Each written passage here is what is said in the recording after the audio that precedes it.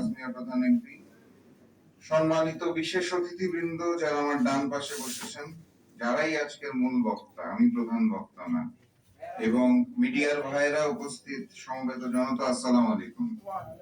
জুম্মাবার বক্তব্য দেওয়ার সময়ও নাই, সুযোগও নাই।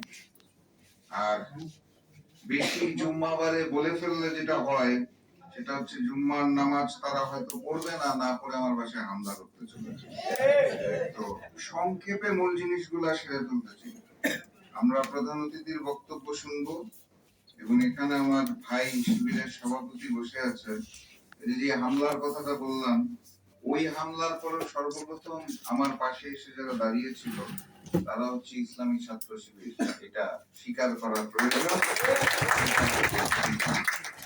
এবং সম্মানিত সভাপতি আব্দুর রহমান ফারুকী উনি বলবেন, ওনাদের তিনজনের গল্প আমরা শুনবো। তার আগে সংক্ষেপে যেটা বলতে চাই সেটা হচ্ছে, যেহেতু জুলাই নিয়ে অনুষ্ঠানটা, আমার মনে পড়ে জুলাইয়ের সময় বাংলাদেশের সকল ছাত্র সংগঠন একত্রিত হয়ে একটা স্টেটমেন্ট দিয়েছিল যে গণ অভ্যুত্থানের পক্ষে আমাদের অবস্থান।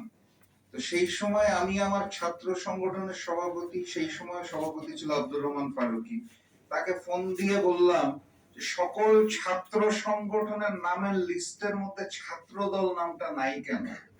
তারা কি ছাত্র সংগঠন থেকে নিজেদের নাম তুলে নিয়েছে কিনা?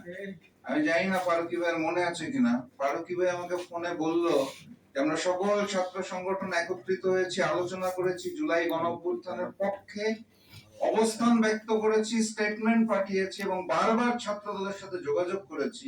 ছাত্র দল আমাদের সাথে নাম দিতে রাজি হয় নাই। কেন হয়নি আমি জানি না। আমি ওই সময় একটু ব্যথিত ছিলাম বিষয়টা নিয়ে, যে যখন সকল ছাত্র সংগঠন এক হয় তখন ছাত্র দল কেন তাদের সাথে একত্রিত হতে পারে না।